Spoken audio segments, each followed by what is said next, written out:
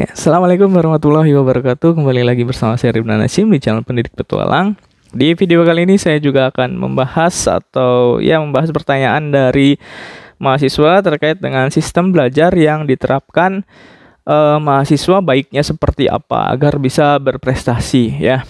Oke, kalau kita melihat dari berbagai teori pendidikan atau teori belajar misalkan, memang ada perbedaan. Jadi ada orang yang belajarnya itu harus membaca, ada orang yang belajarnya itu harus mendengarkan saja ya, audio.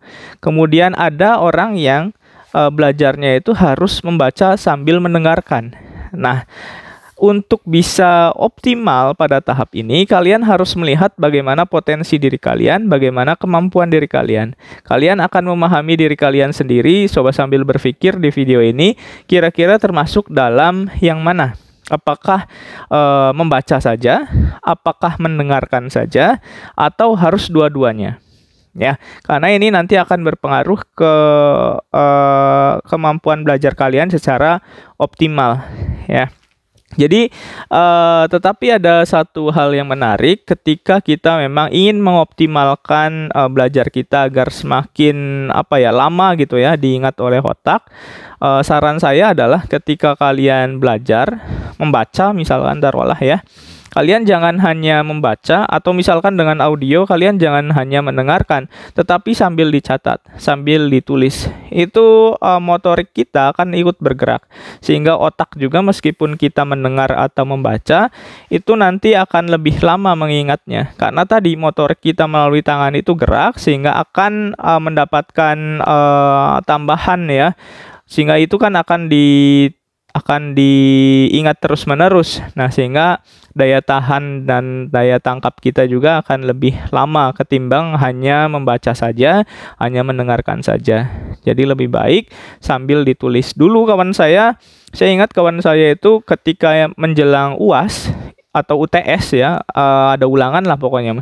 Dia selalu menulis di kertas selembar dia, meskipun dia sudah ada catatan gitu ya, tapi ditulis ulang menjelang UTS dan UAS. Kenapa? Ya itu adalah bagian dari mengingat lagi, mengingat kembali.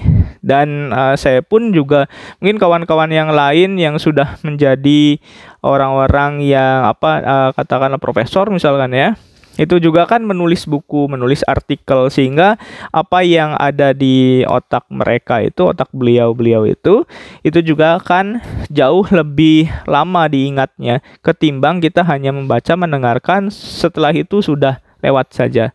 Jadi lebih baik ditulis, karena itu akan lebih mengingat lagi bagaimana apa yang kita pelajari, sehingga nanti ilmunya lebih bermanfaat ya.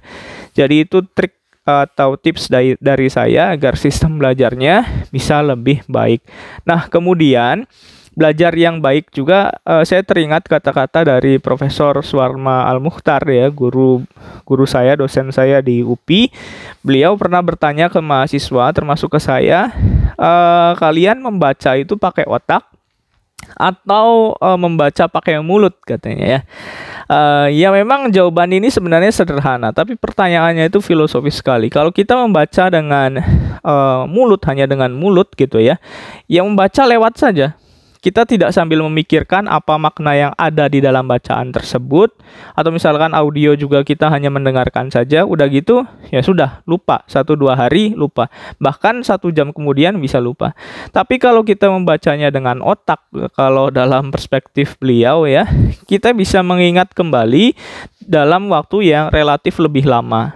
Jadi misalkan kita membaca satu kalimat nih, satu paragraf, itu dibacanya tidak sekilas, tetapi sampai kita betul-betul paham apa isi bacaan dari buku yang kita baca, atau apa yang dibicarakan oleh orang tersebut.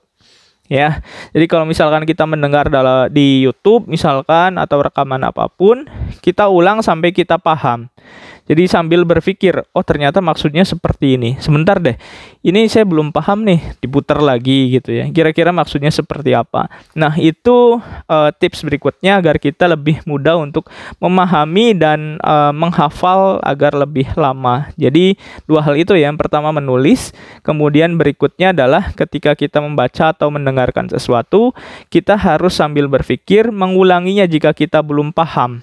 Ya, membaca lagi, nggak apa-apa. Misalkan orang lain membaca buku satu halaman itu hanya hitungan detik misalkan, atau 1 menit, 2 menit selesai. Kalian membaca buku satu halaman bisa sampai 10 menit misalkan, 5 sampai 10 menit. Tidak apa-apa. Yang penting adalah bagaimana buku yang kita baca itu atau materi yang kita dengar itu bisa bisa diterapkan oleh otak kita, bisa dimengerti oleh otak kita, sehingga ya itulah yang dinamakan belajar sebenarnya. Jadi belajar itu bukan hanya membaca saja, bukan hanya mendengarkan saja, tetapi ada proses berpikir di dalamnya. Nah, kalau kita sudah berpikir, itu sebenarnya inti dari belajar. Nah, berikutnya biasanya yang dilakukan oleh mahasiswa itu belajar menjelang UTS ataupun UAS. Nah, ini yang keliru atau ada sistem kebut semalam ya.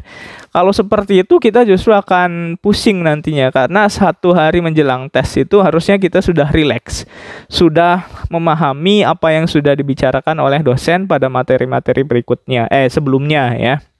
Jadi malam sebelumnya kita harus rileks saja, santai saja, mungkin dengan mendengarkan musik atau mendengarkan ayat-ayat suci Al-Quran bagi orang muslim misalkan ya. Nah itu hal yang seharusnya dilakukan dan dihindari, karena kalau kita kebut semalam sampai malam, bisa jadi nanti paginya justru ngantuk, tidak fokus dengan pertanyaan yang harusnya jawabannya A, ini malah larinya ke B misalkan ya. Nah itu adalah hal-hal sebenarnya sederhana sekali, tetapi harus kita terapkan ya. Nah satu lagi, kalau misalkan kalian mengikuti mata kuliah, setelah mata kuliah itu selesai, kalian harusnya punya catatan kan. Nah catatan itu silahkan dibaca lagi 1 hari sebelum mata kuliah atau malam sebelum mata kuliah itu dimulai kembali misalkan, untuk ditanyakan kepada dosen yang bersangkutan apa yang belum dimengerti. Itu juga akan menambah nilai kalian di keaktifan. Kemudian kalau dosen melihat bahwa pertanyaan kalian ini bukan pertanyaan basa-basi loh, tapi pertanyaan yang memang muncul dari kegundahan hati kalian, kegundahan pikiran kalian tentang sesuatu yang belum dipahami, sehingga dosen akan tahu nantinya mana pertanyaan yang ini mah pertanyaan yang basa-basi nih, cuma ingin dapat nilai keaktifan misalkan. Jadi bisa tahu ini pertanyaan yang benar nih, dia belum paham, kemudian ada proses berpikir dalamnya. Itu saya juga mengamati ya pertanyaan-pertanyaan dari mahasiswa yang sifatnya asal-asalan, ada juga yang benar-benar bertanya gitu. Jadi itu akan mempengaruhi nilai nantinya.